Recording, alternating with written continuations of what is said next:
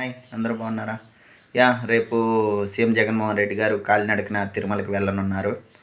అక్కడ కాలినడకన తిరుమలకి రేపు వెళ్ళి ఎల్లుండి అక్కడ స్వామివారిని దర్శించుకోనున్నారు. అయితే టీడీపీ నాయకులైతే తిరుమలకి వెళ్ళే అర్హత కోల్పోయారు జగన్మోహన్ రెడ్డి గారు అని చెప్పేసి ప్రచారం అయితే చేస్తున్నారు. జగన్మోహన్ రెడ్డి గారు తిరుమల స్వామివారికి 5 సార్లు పట్టు వస్త్రాలు కూడా సమర్పించారు, ఆయన అధికారంలో ఉన్న 5 సంవత్సరాలు కూడా. అయితే రేపైతే కాలినడకన అక్కడికి వెళ్ళి అక్కడ మొత్తం సందర్శించనున్నారు, స్వామివారిని దర్శనం చేసుకొని ఉన్నారు. ఆ లడ్డు కల్తీ గురించి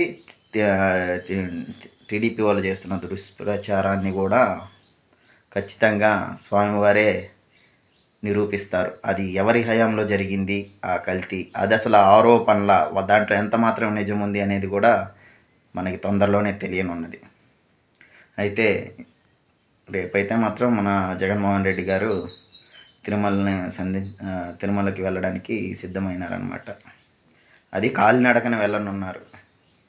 అది కూడా ఎల్లుండి 28వ తారీఖు అయితే శనివారం రోజు స్వామివారిని దర్శించుకొని ఉన్నారు మన జగన్మోహన్ రెడ్డి గారు. ప్రోగ్రామ్ అయితే థ్యాంక్ యూ.